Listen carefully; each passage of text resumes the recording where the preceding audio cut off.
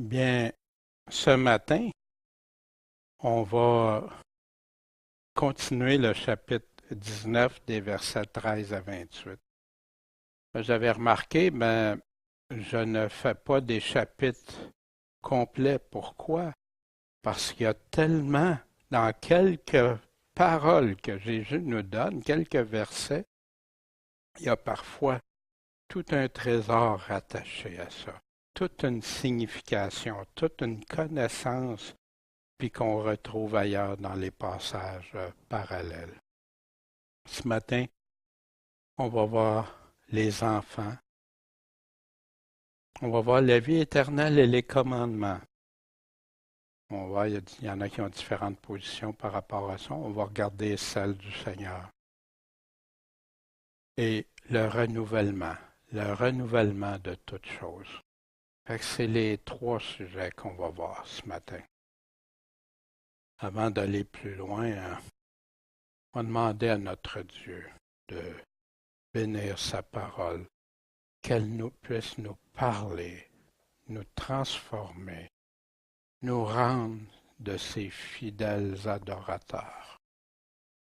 Bon Père céleste, merci pour ta sainte parole, celle qui agit en nous, celle qui a agi, que tu as fait agir tant de fois, puis parfois dans notre parcours qu'on a résisté, Seigneur, mais dans ta bonté, tu as été patient et tu as attendu que ta parole tranche dans nos vies. On te remercie de ta miséricorde, ta patience, puis accorde-les à d'autres aussi qui en ont besoin, s'il te plaît. Ce matin, parle-nous clairement, Seigneur. C'est toi qu'on veut entendre. Que les paroles que je dis, Seigneur, soient en plein accord avec toi. Que jamais je n'en ne mette plus ou moins que qu'est-ce que tu dis, Seigneur. Je t'en supplie. Et que tous ensemble, on puisse cheminer et grandir. Puis aussi, merci pour les personnes qui viennent écouter ta parole sur Internet ou DVD, Seigneur, que tu puisses les accompagner, les aider et que tu te révèles à 100%, fortifie ceux qui croient déjà, Seigneur, fortifie-les, ceux qui ont des difficultés avec certaines de tes paroles, éclaire-les, guide-les, fortifie-les, puis Seigneur, qu'on puisse un jour, quand on va être devant toi, tous être de fidèles et bons serviteurs parce qu'on t'aura écouté. En ton nom, Jésus, Maître et Sauveur. Amen. La semaine dernière, bien sûr, hein, un sujet pas populaire de nos jours, qui est souvent attaqué de toutes parts, mais qu'on veut regarder. Qu'est-ce que le Seigneur qu'on a tenté de piéger concernant le mariage, le divorce? Et voici, on a appris le mariage entre l'homme et la femme, ça vient de Dieu. Que l'homme ne peut séparer ce que Dieu a uni. Ça n'empêche pas des personnes parfois de se séparer, mais ce qui a été uni ne peut plus être changé, à moins que l'autre meure, qu'il y en a un des deux qui meurt. Puis toute personne qui est répudiée, divorcée, ne peut se remarier sans devenir adultère tant que l'autre est en vie. Le mariage devant Dieu et les hommes, c'est jusqu'à la mort. Dieu le voit, même si les hommes peuvent le voir différemment. Et beaucoup autour de ça, souvenez, Jésus parlait du pardon. Jésus a parlé du pardon aussi. Il en parlait juste avant. Puis le pardon est une des circonstances qui fait que le mariage a beaucoup d'abandon en cours de route. Puis c'est pas toujours facile, c'est souvent très difficile. Et c'est ce qu'on a vu la semaine dernière. Après le bref rappel, on va poursuivre. avec le chapitre 19 au verset 13. Alors, on présenta à Jésus, on lui présenta des petits-enfants pour qu'il leur impose les mains et qu'il prie. Mais les disciples les reprenaient. Pourquoi imposer les mains? Une des premières fois qu'on a vu quelqu'un imposer les mains, il faut reculer à la Genèse. Genèse chapitre 49, quand Jacob a béni les enfants de Joseph. Et d'ailleurs, c'est intéressant parce qu'on a des prophéties par rapport à chacun des fils de Joseph. Qu'est-ce qui arriverait avec leur tribu dans les siècles à venir jusqu'à aujourd'hui même. C'est intéressant. Mais vous vous souvenez, quand Jacob a béni les enfants de Joseph, même Joseph ne voulait pas, il voulait même inverser. Mais là, le Père leur a imposé les mains pour les bénir. Imposer les mains peut être, comme on a vu pour guérir des malades dans le Nouveau Testament, aussi imposer les mains. Puis il dit même dans Marc 16 qu'ils vont leur imposer les mains, ils vont guérir les malades. On a vu aussi imposer les mains pouvait accompagner quand il voulait donner, transférer pour l'Esprit Saint. C'est un accord, c'est une pleine acceptation, une marque forte quand on impose les mains, on touche à quelqu'un. Fait que des fois, il y en a qui vont très loin avec ça, mais c'est, dans ce contexte-ci, c'était vraiment pour les bénir. Dans Marc 10, on l'a d'ailleurs, ayant pris entre ses bras, il leur a imposé les mains pour les bénir et les bénit. Mais Jésus dit, les apôtres ne voulaient pas, dérangez pas le maître. Laissez les petits-enfants. Empêchez-les pas de venir à moi. Faites pas d'obstacle pour qu'un enfant, ces petits-enfants-là, viennent à moi. Car le royaume des cieux est pour qui? Pour ceux qui leur ressemblent. Quelle leçon dans ça, hein? On voit ailleurs pour l'humilité. On voit la simplicité. Un enfant ne doutera pas de ce que son père va lui dire. Un enfant croit tout ce que son père lui dit. Va accepter, ça ne veut pas dire qu'il n'y aura pas parfois certaines... Hein? Mais un enfant va venir qu'à faire ce que son père. Vous vous souvenez, on avait vu ça au chapitre 18 de Matthieu. Je vous le dis en vérité, si vous ne vous convertissez et si vous ne devenez comme des enfants, vous n'entrerez pas dans le royaume des cieux. C'est pour ceux qui leur ressemblent, mais si tu ne leur ressembles pas, tu ne peux même pas entrer dans le royaume des cieux.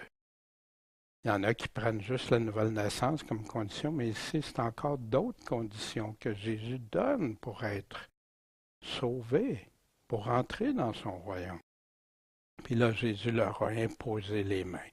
Il les a bénis, puis il est parti de là. On avait vu ça pour les enfants, comment Dieu voit les enfants, fait qu'on n'ira pas. Mais voici ce que Jésus dit, qu'est-ce qu'on en retient? Sommes-nous des enfants? Sommes-nous comme des enfants par rapport à lui? Humbles et obéissants. Puis là, voici quelqu'un s'approche et lui dit, « Bon maître, que dois-je faire pour avoir la vie éternelle? » Deux choses qu'on va examiner ici. Bon, et il pose une question directe à Jésus, sans ambiguïté. C'est quoi? Qu'est-ce que je dois faire pour avoir la vie éternelle?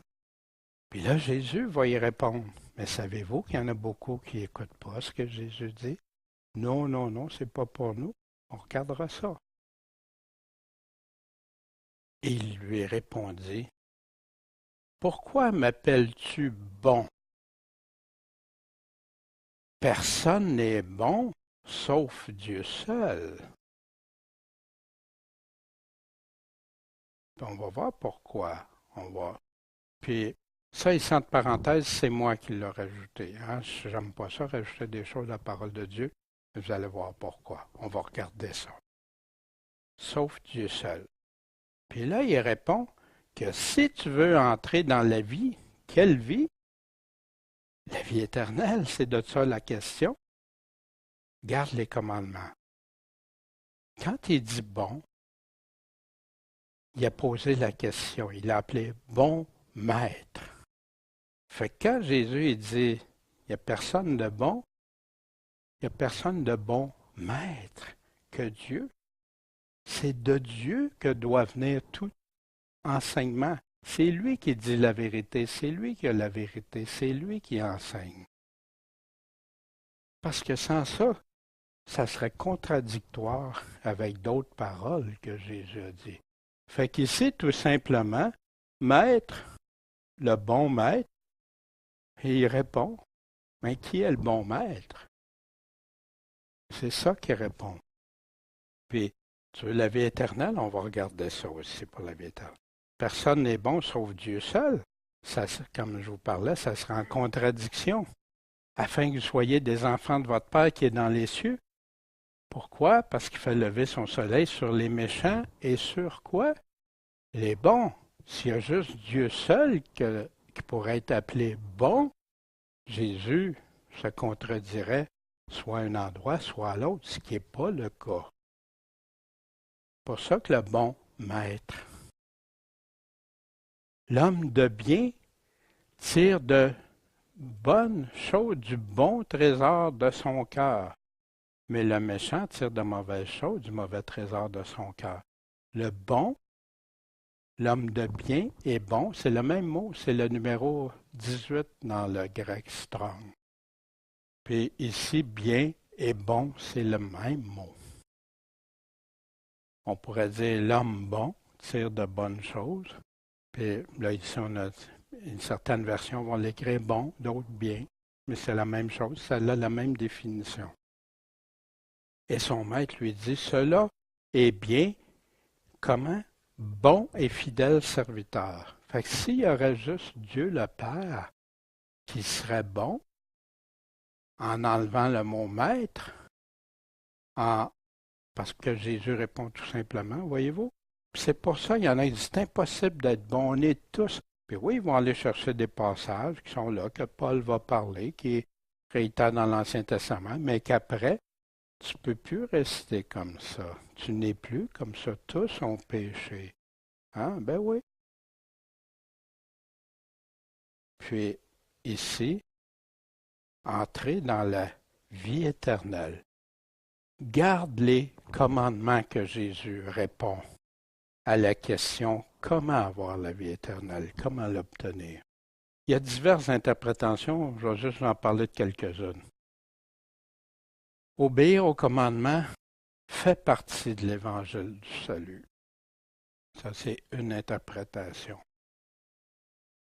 Vouloir obéir aux commandements, c'est vouloir se sauver par ses œuvres au lieu de la foi. Hein, c'est ce que j'ai déjà entendu souvent. C'est quelques exemples. Obéir à ses commandements ne servent qu'à la proportion de notre récompense. Fait que si on obéit aux commandements, ben c'est juste pour nos récompenses. Mais c'est ça que j'entends de plusieurs prédicateurs. Ça n'a pas vraiment d'importance vu que je suis sauvé. Les gens ne le disent jamais comme ça. Mais je suis sauvé maintenant. Quand même, je n'obéirai pas. Je vais toujours rester comme ça. Je vais toujours être comme ça. Fait que voici. Mais qu'est-ce que Jésus nous dit? Que si tu veux entrer dans la vie, garde les commandements. Est-ce que ça fait partie de l'Évangile, la première affirmation? Jésus nous a dit, allez et enseignez-leur quoi? Tout ce que je vous ai enseigner tous mes commandements que je vous ai donnés. Ça, c'est la mission dans Matthieu 28, 18 à 20. Je suis avec vous tous les jours, jusqu'à la fin du monde. Ça fait partie. Ça en fait partie de l'Évangile. Mais beaucoup veulent séparer ça parce que ça leur semble être en contradiction avec leur doctrine du salut. Mais qu'est-ce que Jésus dit? Si vous m'aimez, gardez mes commandements. Qui dit ça? Jésus. Est-ce que les commandements sont superficiels? Est-ce que c'est juste pour des récompenses? On va regarder ça. Celui qui a mes commandements et qui les garde, c'est celui-là qui m'aime. Beaucoup croient être en relation avec le Seigneur Jésus, mais sans lui obéir, sans garder ses commandements. Est-ce que tu peux être en relation avec ton Seigneur et Sauveur si tu ne gardes pas? Et celui qui m'aime sera aimé de mon Père, je l'aimerai, je me ferai connaître à lui. Jésus, au verset 23, Jésus répondit, si quelqu'un m'aime, qu'est-ce qu'il va faire? Il va garder ma parole. Sa parole, ses commandements, c'est la même chose. Et mon Père l'aimera, et nous, le Père et le Fils viendront à lui, nous ferons notre demeure en lui, habité par le Saint-Esprit. Vous êtes le temple du Saint-Esprit. Celui qui ne m'aime pas ne garde pas mes paroles.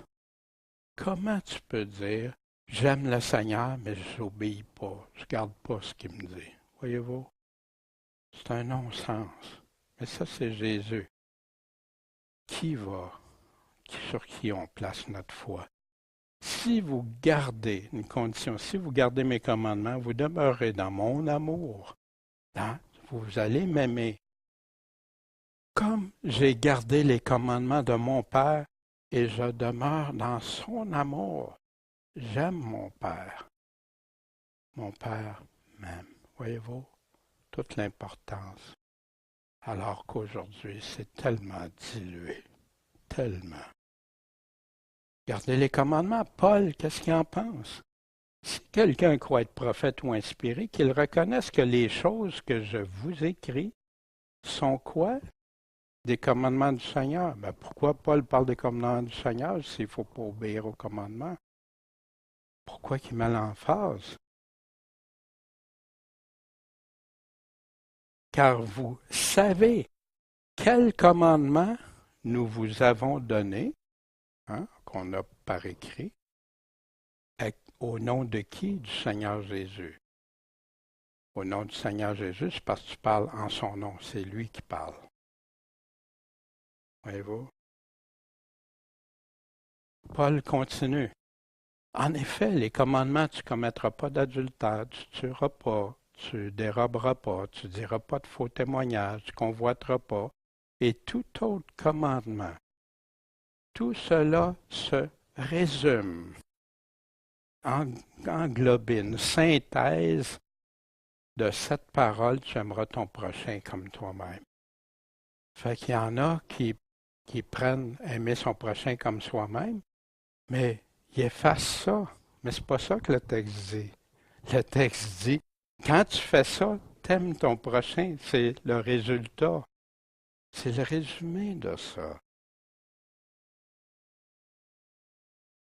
Voici ce que Paul dit aussi, bien qu'étant fils, Jésus a appris l'obéissance par les choses qu'il a souffert. Et ayant été rendu parfait, il est devenu quoi? L'auteur du salut éternel. Mais à qui? Pour tous ceux qui lui obéissent. Garde les commandements. Tu veux la vie éternelle? Garde les commandements. Garde mes commandements. Par ceci, voici ce que l'apôtre Jean, l'apôtre de l'amour, qui a écrit l'évangile de Jean. Croire, il nous parle de ça constamment. Et par ceci, nous savons que nous l'avons connu. Puis là, savoir, il va nous dire, si nous gardons ses commandements, Celui qui dit, je l'ai connu, qui ne garde pas ses commandements, est quoi? Un menteur. Fait que qui a raison? Ceux qui disent les commandements, c'est parce que tu vas être sauvé par tes œuvres. Ou Jean s'est carrément trompé, il prêche un autre évangile, mais pas du tout. Il prêche le même évangile que Jésus. Garde les commandements. Et la vérité n'est pas en lui. On sait ce que Dieu promet aux menteurs. Et quoi que nous demandons, nous le recevons de lui parce que nous gardons ses commandements et que nous faisons ce qui lui est agréable. Celui qui garde ses commandements demeure en Dieu et Dieu demeure en lui, comme Jésus dans Jean 15, qui demeure en lui. Et nous connaissons qu'il demeure en nous par l'Esprit qu'il nous a donné.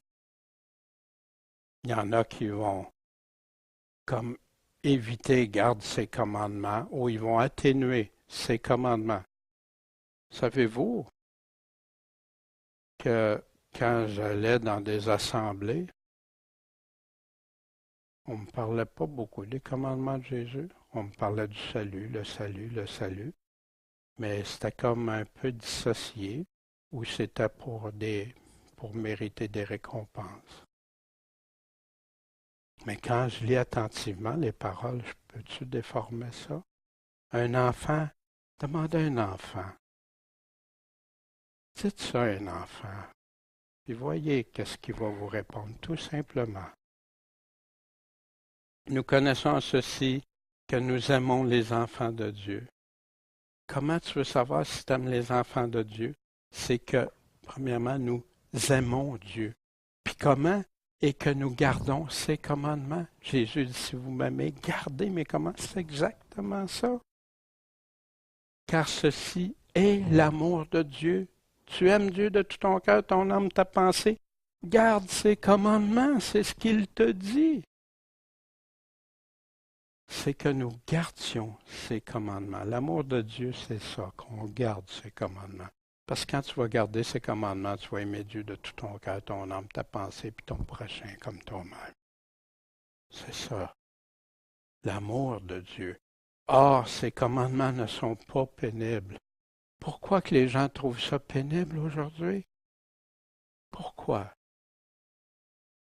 Parce qu'il y a d'autres choses que Dieu. Quand tu veux plaire à ton Créateur, celui qui te donne le respect, qui te donne l'être, qui te donne la vie, qui te donne tout, tu veux lui plaire. Puis tu sais qu'il ne te demandera jamais quelque chose pour ta perdition, pour te faire du mal. Même si parfois ça peut nous sembler que ça nous fait de la peine ou du mal. Mais Dieu au bout, ce qui est plus précieux pour lui, c'est ton âme. Et c'est ici la charité, c'est ici l'amour. Il répète dans sa deuxième lettre, Jean, que nous marchions selon ses commandements. C'est là le commandement que vous avez entendu dès le commencement, puis afin que vous le suiviez. Quand Jésus dit « suis-moi », le suivre, c'est assez clair qu'est-ce que ça veut dire. Suis ses commandements. Connaissez-vous les commandements du Seigneur? Le Nouveau Testament en est rempli. Obéir aux commandements, c'est vouloir se sauver par ses œuvres. Regardons ce que la parole nous dit. Le dragon, Satan s'irrita contre la femme et s'en alla faire la guerre au reste de sa postérité qui garde les commandements de Dieu et qui ont le témoignage de Jésus-Christ. Bravo, l'Évangile, tu ne peux pas dissocier les commandements, la foi en Jésus-Christ, puis le témoignage de Jésus-Christ. C'est ici la patience, la persévérance des saints. Ce sont ici ceux qui gardent les commandements de Dieu et la foi de Jésus, encore ensemble. Et ça ici, spécifiquement, il est en train de parler de ceux qui prendront pas la marque, la bête. Le 666, comme on avait déjà regardé. Puis voici ce que Jésus dit à la fin du Nouveau Testament.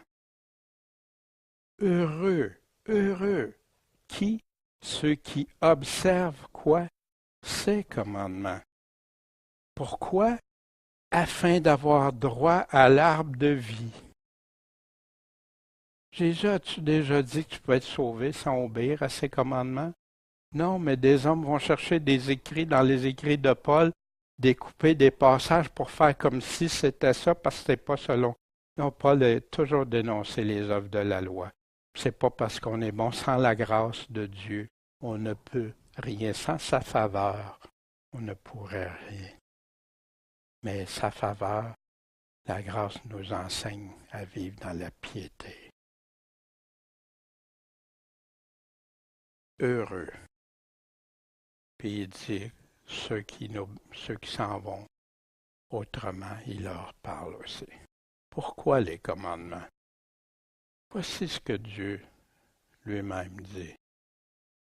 Oh, s'ils avaient toujours ce même cœur pour me craindre, me passer en premier de tout leur cœur, c'est à moi qui vont rendre des comptes. C'est moi qui vais avoir raison à la toute fin. Puis, quand tu crains Dieu, tu sais que lui sait bien mieux que toi ce qui est bon pour toi ou pas. Et pour garder tous mes commandements. Pourquoi? Afin qu'ils fussent heureux, eux et leurs enfants, à jamais, à éternité.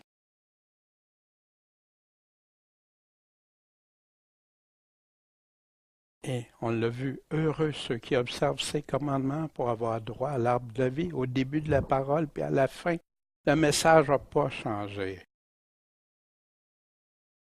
L'homme a changé bien des affaires. C'est impossible de garder les commandements. Voici ce qu'on a dans le Nouveau Testament.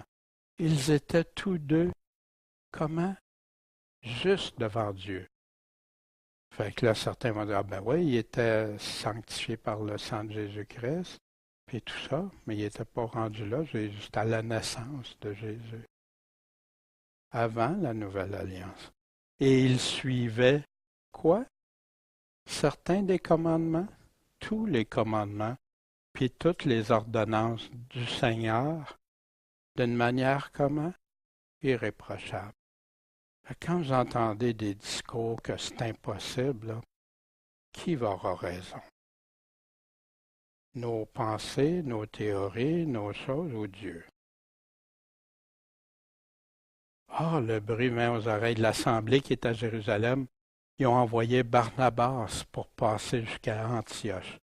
Quand il fut arrivé puis qu'il a vu la grâce de Dieu, il se réjouit puis ils exhortaient à tous rester attachés au Seigneur avec la décision du cœur, car c'était un homme bon et rempli d'Esprit Saint et de foi. Puis ce que ça a fait, une assez grande foule s'est joint au Seigneur. Pensez-vous qu'il aurait dit qu'il est bon s'il n'aurait pas obéi au commandement du Seigneur? Puis voici Paul, ce qu'il nous dit, la circoncision n'est rien, l'incirconcision c'est rien ça. Mais quoi? L'observation des commandements de Dieu est quoi? Est tout. Est-ce que Paul disait qu'il ne fallait pas que tu obéisses aux commandements parce qu'il a dit certaines phrases qui étaient en train de parler d'un contexte puis il se contredirait là? Voyez-vous, ça n'a pas de sens. Mais c'est facile à faire croire des choses quand tu découpes des choses. Puis allez voir, la parole ne se contredit pas. C'est tout un ensemble. Quoi faire pour avoir la vie éternelle? Alors, un docteur de la loi, un théologien du temps, se lève et dit à Jésus pour l'éprouver, Maître, que faut-il que je fasse? Pourquoi? pour hériter la vie éternelle? Encore la même question. Jésus lui dit, qu'est-ce qui est écrit? C'est quoi qui est écrit dans la loi? Qu'est-ce que tu y lis? Il répondit, tu aimeras le Seigneur ton Dieu de tout ton cœur, toute ton âme, toute ta force, toute ta pensée, puis ton prochain, comme toi-même. Jésus lui dit, t'as sûrement pas bien répondu. Non, t'as bien répondu. Fais cela et tu vivras. Tu vivras quelle vie? La vie éternelle, c'est ça la question. C'est ça le contexte. Mais cet homme voulant paraître juste, dit à Jésus qui est mon prochain, puis vous vous souvenez, c'est là que vient la parabole du Samaritain. Comment en arriver là? Examinons. Quand on ne porte pas attention à ce que Jésus dit, ou on fait du déni pour non, ça se peut pas qu'il ait dit ça, ça se peut pas qu'il nous dise qu'il garde des commandements, exemple, dans ce cas-ci. Puis ça se fait avec plusieurs paroles de Jésus. Passer par-dessus certains mots. Non, non, la vie éternelle, mais on passe par-dessus, garde les commandements. T'ajoutes ou t'enlèves des mots. Mais là, si tu as la foi, tu n'es pas la garder les commandements, c'est une option. Non, tu n'as pas ça d'écrit nulle part. C'est tout écrit, garde les commandements partout, mur à mur. Découper, faire des montages, découper des versets ici et là, des bouts de phrases ici et là, pour se faire sa propre opinion, puis en faire une vérité. Ça, c'est la vérité. Ouais, mais on n'a pas la même opinion. Ah, on a plusieurs vérités. Ah, Jésus nous enseigne qu'à partir d'une de ses paroles, on peut en formuler plein de vérités. Donner plus d'importance aux hommes, soit à moi, soit aux autres. C'est ça qui apporte une doctrine étrangère. Doctrine étrangère, c'est que Jésus-Christ n'a jamais donné ça, cet enseignement-là. Des hommes l'apportent. Des gens l'ont apporté. Et ce qui leur font fermer l'oreille à ce que Jésus dit très clairement qu'un enfant peut comprendre. Jésus répète si souvent que celui qui a des oreilles entend. Puis comment pas en arriver là? Porte une grande attention aux mots que Jésus utilise. Qu'est-ce qu'il dit? Pèse tous les mots dans leur contexte. Change pas le contexte de ce qu'il est en train de dire. Tantôt on l'a vu avec bon maître. Tu auras la vie, tu vivras. Quelle vie? La vie éternelle. C'est de ça qu'il est en train de parler. Valide avec les autres passages pour t'assurer que c'est exactement ça. Puis parfois, tu vas découvrir qu'il donne une précision supplémentaire qu'on a besoin pour nous faire comprendre. Être prêt à mettre sa propre opinion de côté ou celle des autres. Puis laisser Dieu parler. Même la doctrine que je sais 7 ans, là. Non, Dieu va avoir raison.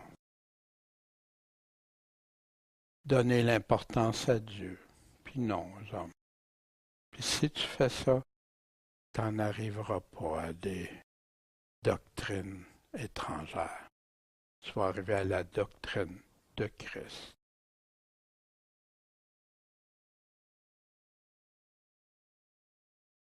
Est-ce qu'on écoute?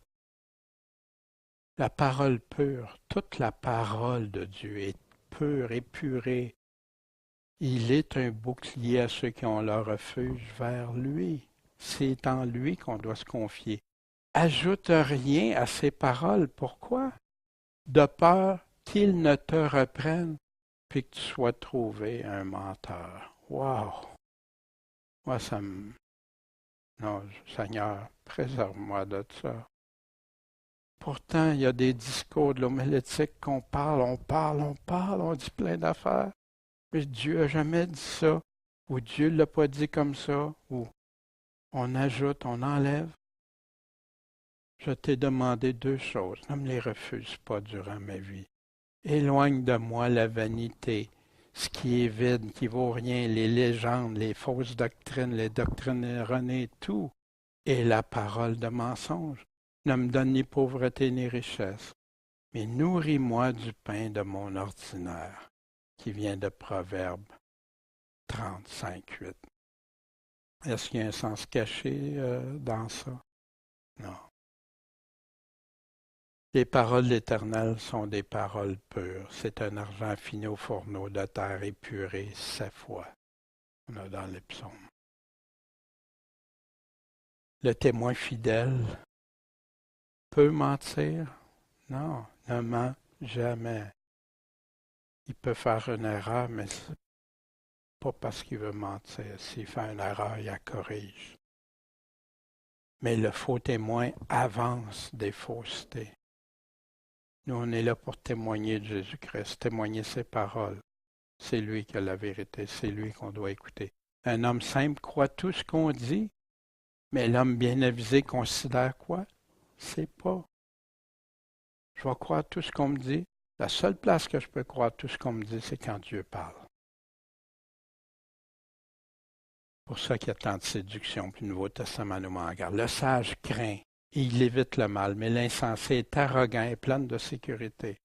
Souvenez-vous dans l'Apocalypse, « Ah, je suis riche, moi, j'ai tout, j'ai mon salut, j'ai ci, j'ai ça, j'ai pas besoin de rien. » Quelle arrogance! Les imprudents possèdent la folie, mais les bien avisés sont couronnés de connaissances. Science et connaissance, c'est la même chose. Celui qui méprise la parole de Dieu se perd, mais celui qui craint le précepte est récompensé. Vous perdre puis récompense. La perdition, puis l'autre la récompense. Wow, quelle est cette récompense-là? Tu n'es pas perdu. Tu n'en vas pas à perdition. Je lui écris les grandes choses de ma loi, mais elles sont estimées comme des lois étrangères. C'est devenu pour plusieurs que ce que Dieu dit, c'est ça qui est étranger maintenant. C'est ça là, qui devient la doctrine étrangère pour eux autres. Quelle tristesse. Puis ce que le monde dit, les opinions des autres sont devenues la vraie. Mais ce que Dieu dit est devenu étranger pour eux. La lettre au complet. Hein, vous vous souvenez, hein? Mais oui, 3 personnes peuvent dire qu'ils voient 3 objets qui ne sont pas du tout pareils, un rond, un triangle, un carré. Mais l'objet qui est éclairé, il ne voit que l'ombre. Mais l'objet, quel est le vrai objet? C'est juste quand ils vont faire le tour qu'ils vont le voir, comme nous avec la parole de Dieu. Quand on examine le texte, les mots, qu'est-ce qu'il est en train de dire? Et le texte, c'est dans tout ce qu'il dit. Parfois, Paul va parler 3-4 chapitres du même sujet, même dans Romains, des premiers chapitres aller jusqu'au chapitre 11, il garde les mêmes sujets, mais il donne il met des informations cruciales dans ça. Mais les gens dissèquent tout. Les co-textes, les autres textes qui parlent la même chose, puis les examiner avec soin, y a-t-il des différences, y a-t-il de l'information supplémentaire, y a-t-il quelque chose qui m'aide à comprendre? Puis le pantexte, c'est partout. Qu'est-ce que la Bible dit? La Bible ne se contredit jamais. Dieu n'est pas l'auteur de la confusion. Quoi faire pour avoir la vie éternelle? Vous sondez les Écritures parce qu'en elles, vous croyez avoir la vie éternelle. Mais ce sont elles qui rendent témoignage de moi. C'est les Écritures qui disent qui je suis. Pour avoir la vie éternelle, tu peux-tu avoir la vie éternelle sans Jésus-Christ? Impossible, la parole nous dit. en vérité, je vous le dis, celui qui croit en moi a la vie éternelle. Mais les gens croient en moi. C'est que tu crois tout ce qui est dit avant. Garde mes commandements. Tu le crois-tu? Tu le crois pas? Simon-Pierre lui répondit, Seigneur, à qui irions-nous? Tu as les paroles de la vie éternelle. Garde les commandements, tu auras la vie éternelle. En passant, il n'est pas en train de parler seulement, garde les commandements. Ailleurs, il nous dit, si tu n'as pas de nouveau, si tu ne deviens pas comme un enfant, si, il y a plein, plusieurs. Il y en a qui essayent de rétrécir ça à juste une ou deux conditions. Puis si tu obéis au commandement du Seigneur, tu vas avoir la vie éternelle parce que dans tout ça, il t'enseigne tout. Il te dit quoi faire. Je leur donne quoi? La vie éternelle. Elles ne périront jamais et nul ne les ravira de ma main. Mais vous vous souvenez des conditions qu'il met? Elles écoutent ma voix, elles m'entendent, elles me suivent. Elles gardent comparativement aux faux. Les faux, c'est pas ça qu'ils font. Ils vont changer ce que le bon berger a dit. Celui qui aime sa vie la perdra, et celui qui ait sa vie en ce monde la conservera. Pourquoi? Pour la vie éternelle. Fait qu'ici, tu peux-tu avoir la vie éternelle sans ça? Tu crois-tu en Jésus quand il t'a dit ça? C'est ça. Ça va tout ensemble. Que dois-je faire? Travailler non pas pour la nourriture qui périt, mais pour celle qui demeure jusque dans la vie éternelle, jusqu'à la vie éternelle. Et que le Fils de l'homme vous donnera, car le Père, Dieu, l'a marqué de son sceau. Jésus-Christ, c'est lui. Celui-ci est mon Fils, écoutez-le. Il lui dit donc, que ferons-nous pour travailler aux œuvres de Dieu? Jésus leur répondit, c'est ici l'œuvre de Dieu, que vous croyez en celui qui l'a envoyé. Croyez-vous ce que Jésus dit? C'est tout ça, c'est tout relié ensemble, rattaché ensemble. Comme il parle encore, voici une nuée resplendissante les couvrit, voici il vient de la nuit une voix qui dit, c'est ici mon Fils bien-aimé, en qui j'ai pris plaisir. Écoutez-le. La vie éternelle, écoute-le. Tu n'auras pas à être inquiet, confus. Puis, mais là, la personne qui avait posé la question comment avoir la vie éternelle, puis Jésus lui a dit garde les commandements. Lesquels? Et Jésus lui répondit tu ne tueras pas, tu ne commettras pas d'adultère, tu ne déroberas pas, tu ne diras pas de faux témoignages. Honore ton père et ta mère, et tu aimeras ton prochain comme toi-même. Puis le jeune homme lui dit, ben, j'ai observé toutes ces choses-là de ma jeunesse.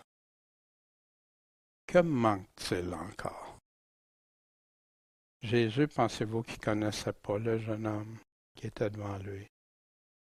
Il savait. Il n'a pas dit non, non, c'est pas vrai, tu n'as pas regardé les commandements. Jésus lui dit, si tu veux être parfait, va, vends ce que tu as. Parfait, on avait vu ça, accompli, homme fait, homme accompli en Dieu. Va, vends ce que tu as, puis donne-le aux pauvres, et que tu auras un trésor dans le ciel. Puis dans la même phrase, il dit, après cela, viens et suis-moi. Vous vous souvenez tantôt, suis-moi, le suivre. Il parle, Paul qui parlait de ses commandements, Jean aussi et tout ça. Il répondit, on a ça dans Marc 10, Maître, j'ai observé toutes ces choses de ma jeunesse. Et Jésus, jetant les yeux sur lui, lui dit, il te manque une chose. Tu as observé, mais il te manque ça. Va, vends ce que tu as, donne-le aux pauvres, puis après tu vas avoir un trésor dans le ciel. Puis après cela, viens, suis-moi en te chargeant de ta croix. Suis-moi en te chargeant de ta croix. C'est un passage parallèle qui nous aide à comprendre. Suis-moi, hein, bien sûr. Vous ne me croyez pas parce que vous n'êtes pas de mes brebis. Comme je vous l'ai dit, mes brebis font quoi? Ils entendent ma voix. On a toute sa voix dans la parole de Dieu. Et je les connais.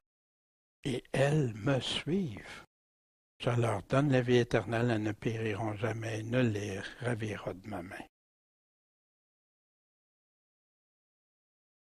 Tu veux être parfait, puis après ça, viens, suis-moi. Soyez donc parfaits comme votre Père qui est aux cieux est parfait. Jésus donne ce commandement-là. Ne vous conformez pas à ce présent siècle, mais soyez transformés par le renouvellement de votre entendement, afin que vous éprouviez quelle est la volonté de Dieu, bonne, agréable et parfaite. Mes frères, ne soyez pas des enfants en prudence. Ça veut dire, soyez des adultes en prudence. Mais soyez des petits-enfants en malice pour le mal. Ça, et par rapport à la prudence, soyez des hommes parfaits, des hommes faits. C'est impossible d'être parfait jusqu'à ce que nous rencontrions tous dans l'unité de la foi et de la connaissance du Fils de Dieu. Hein, il disait comment il avait équipé l'Église dans l'état de l'homme parfait, dans la mesure, puis il décrit dans la mesure parfaite, dans la parfaite stature de qui? De Christ. Fait que si ce serait impossible, Dieu ne demanderait pas ça. Il y a beaucoup qui disent « Ah, c'est impossible, c'est impossible ». C'est-tu ta chair ou Dieu qui dit ça?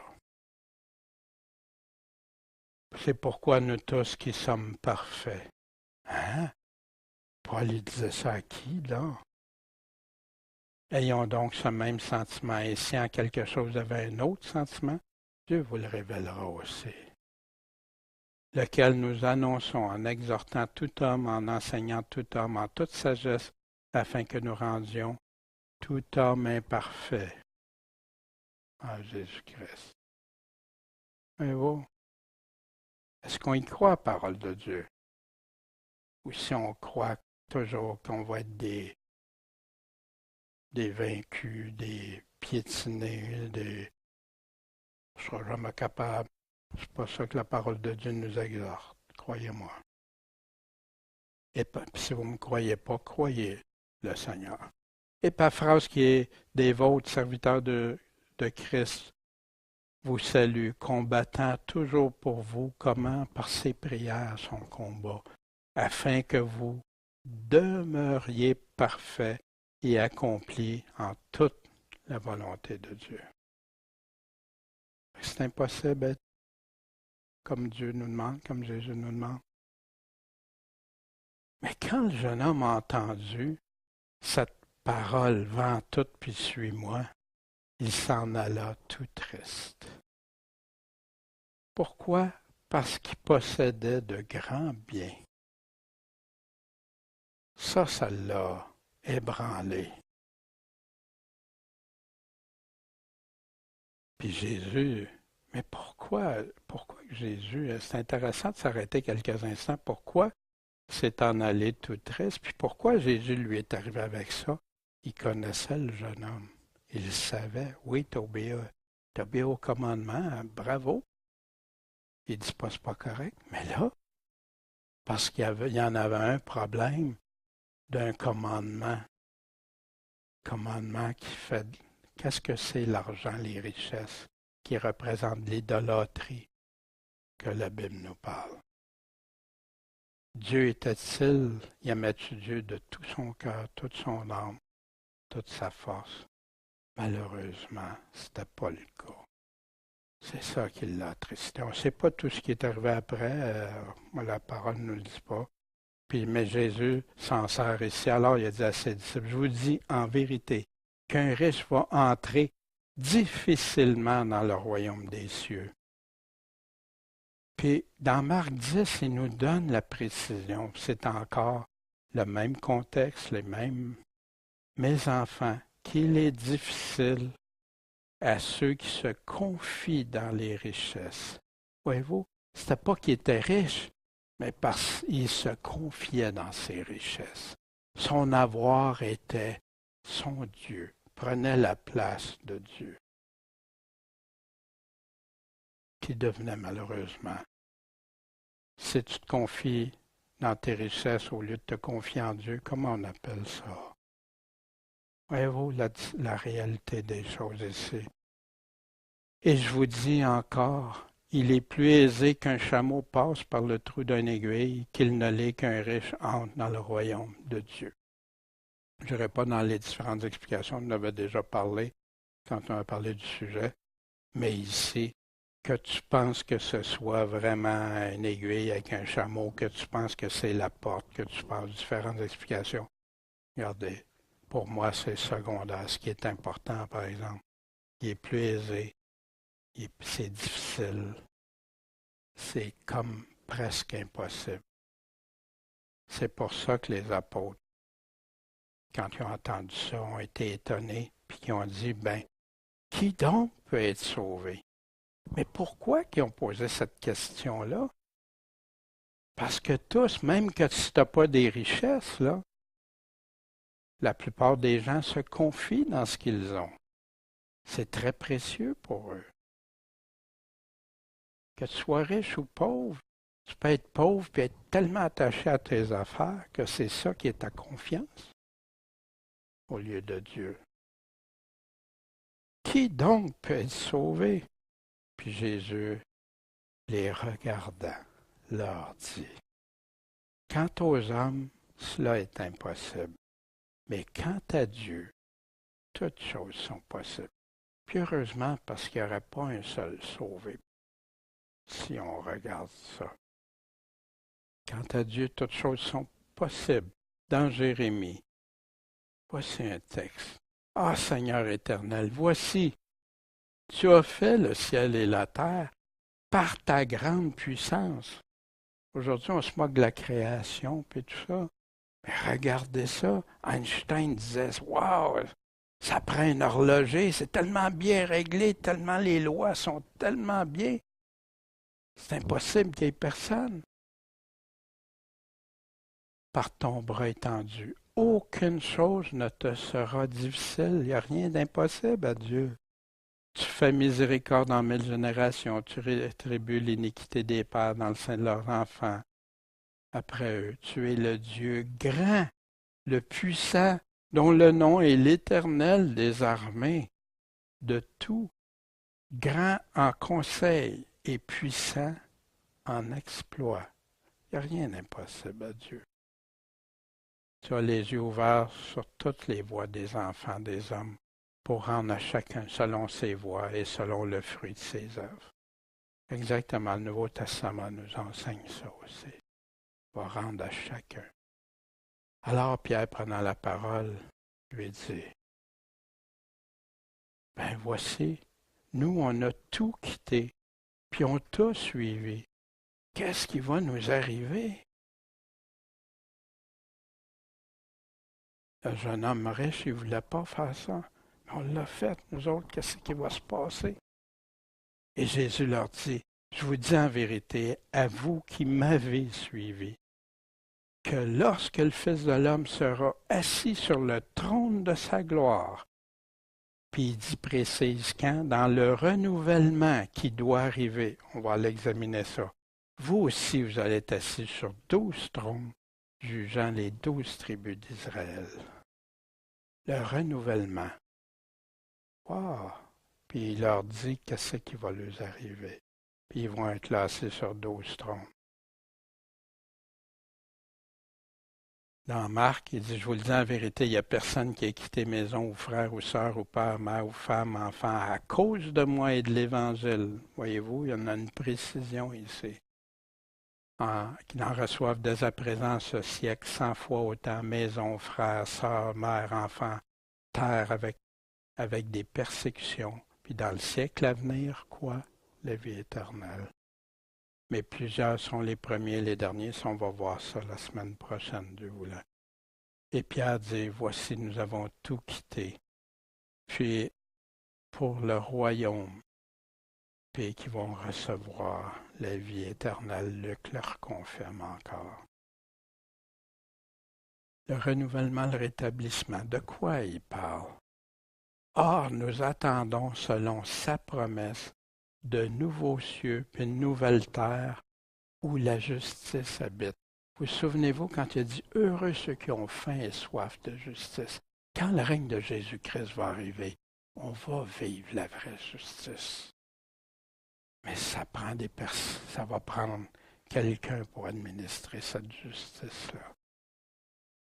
Je vais créer de nouveaux cieux, renouvellement et une nouvelle terre. On ne se souviendra plus des choses passées. Elles ne reviendront plus en mémoire.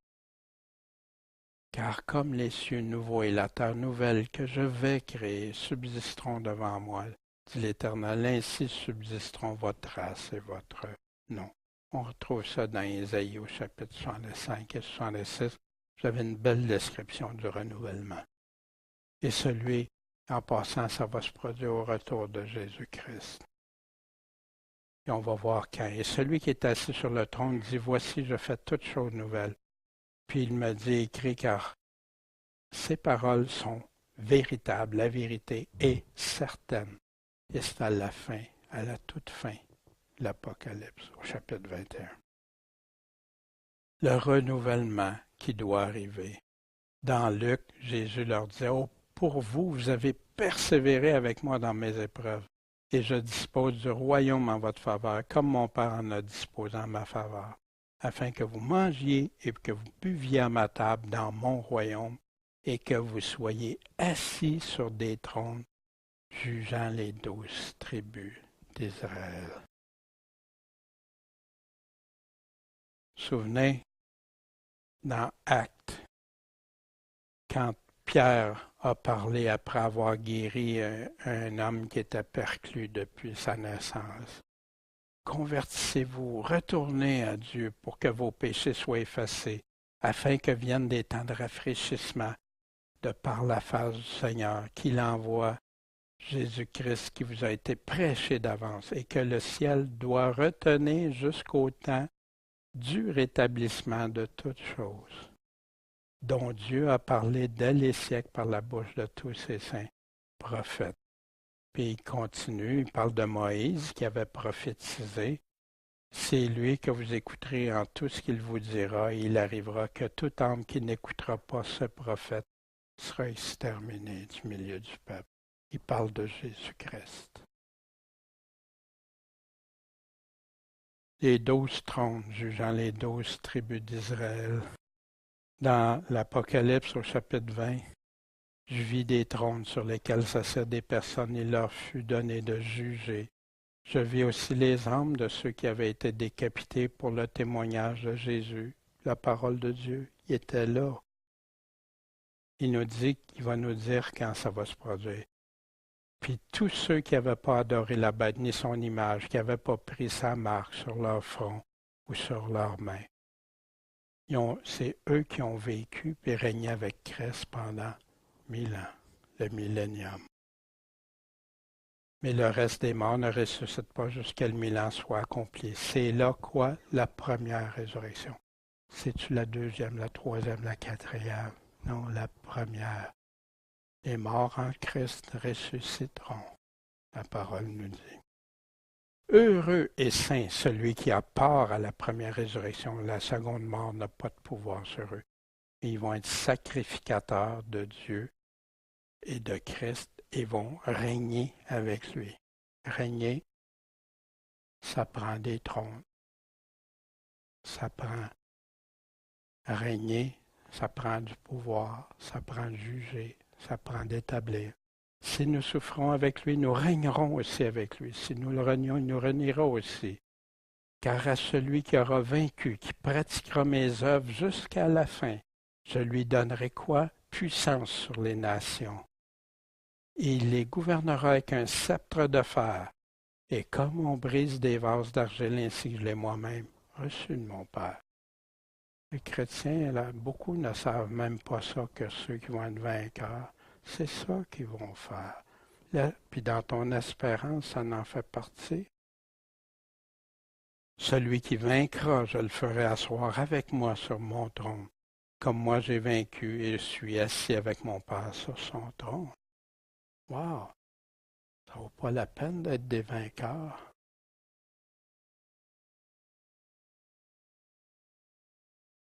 En réflexion.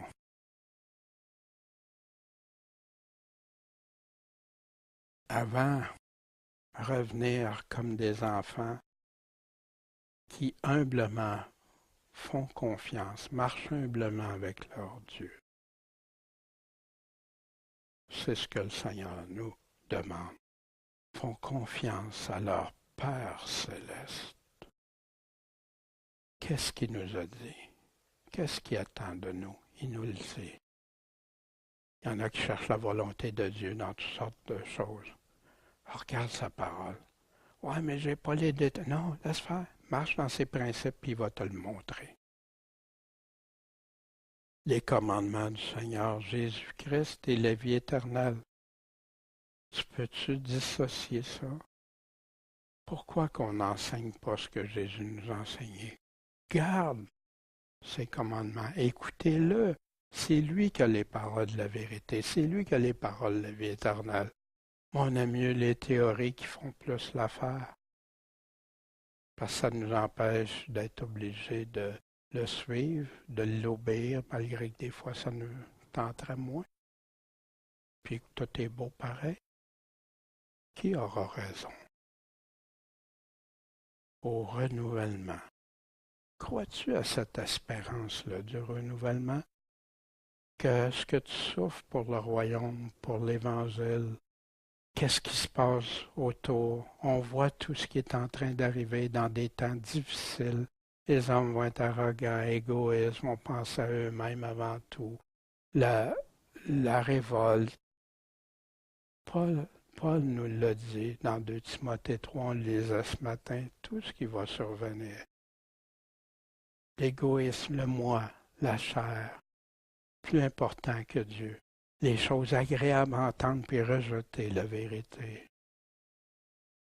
Mais au renouvellement, tu as peu de force, mais tu as gardé ma parole. Au renouvellement, as-tu cette espérance? As-tu cette foi, cette confiance dans ce que Dieu te dit? As-tu cet amour de Dieu? Cet amour de ton prochain? Si tu as l'amour de Dieu véritable, tu ne peux pas être contre ton prochain. Tu ne peux pas devenir en haine avec même tes ennemis, le Seigneur nous dit, comme lui-même a fait, comme lui-même. Puis il dit que ceux qui croient en lui vont faire ça.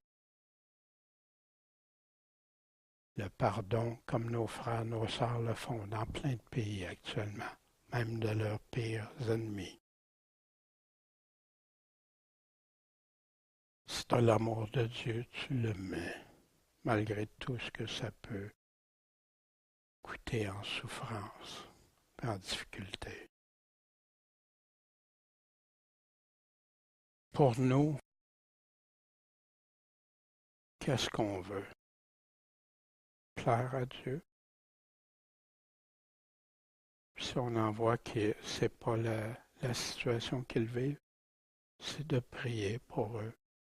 Tenter de leur dire, mais avec la douceur, la parole, en toute bonne foi, puis laisser la parole de Dieu agir. Et nous sommes souvent à des croisements dans nos vies, en des choix à faire. Ça peut revenir, il y en a que ça revient au quotidien, il y en a que ça revient de temps en périodique, il y en a que ça devient. On a des choix à faire. Choisissons la bonne part, d'aimer Christ, de garder ses commandements, de le suivre, de persévérer jusqu'à la fin, d'être de ses vainqueurs. Puis ce qui nous semble impossible, tout est possible à Dieu, pour ceux qui croient. Mon Père céleste, merci de ta parole, merci de ce que tu as fait dans nos vies. Seigneur, on chantait ce matin contre les bienfaits de Dieu quand parfois on devient troublé ou découragé ou quelque chose. Mais tu nous as délivrés combien de fois, Seigneur? Je regarde ma vie personnelle, combien de fois tu es venu me relever de, de choses qui n'étaient pas conformes à ta volonté.